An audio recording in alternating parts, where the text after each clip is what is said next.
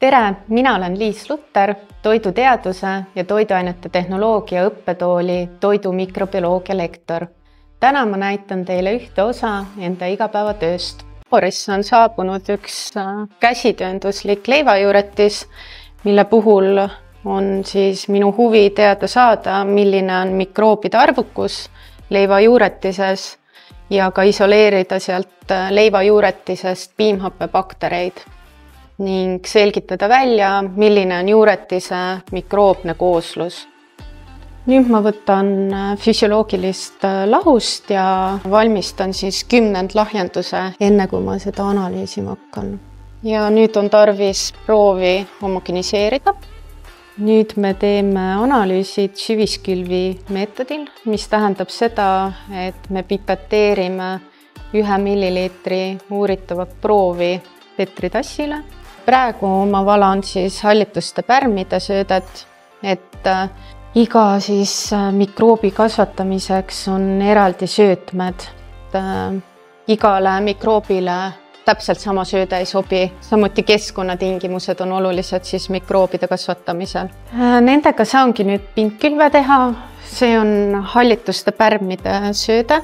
Pindkülvide siis eesmärk on see, et ma saaksin siis hilisemalt neid välja kasvanud kolooniaid edasi uurida.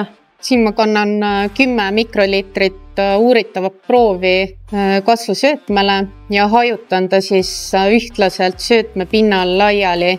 Selliseid nähtavaid vedeliku tilkasi ei jääks, et muidu jällegist kasvavad mikroobid kokku.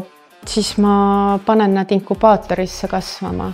Hallitused pärmid on circa nädal, bakterite üldarv on 2-3 ööpäeva, siis saab juba välja võtta ja loendada kolooniat kokku.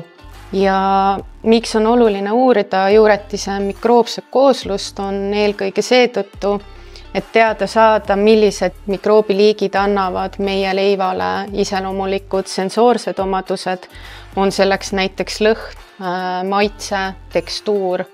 Ja samas on siis toidu mikrobioloogia oluline nii toidu mikrobioloogilise kvaliteedi kui ka ohutuse hindamisel, et tootjate vastutada lõpuks on, et toodang, mis meie toidulauale jõuab, oleks ohutu.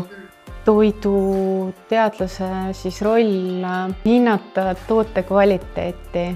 Et teadlasena me kõik ju tegeleme selle nimel, et kuidas jätkusuutlikult toitu toota ning toidu mikrobioloogia ja ka biotehnoloogia on siis üks võimalusi, kuidas jätkusuutlikult ja kestlikult toitu toota. Seda ära siis filmi. Seda ei saa kasutada. Seda ära filmi.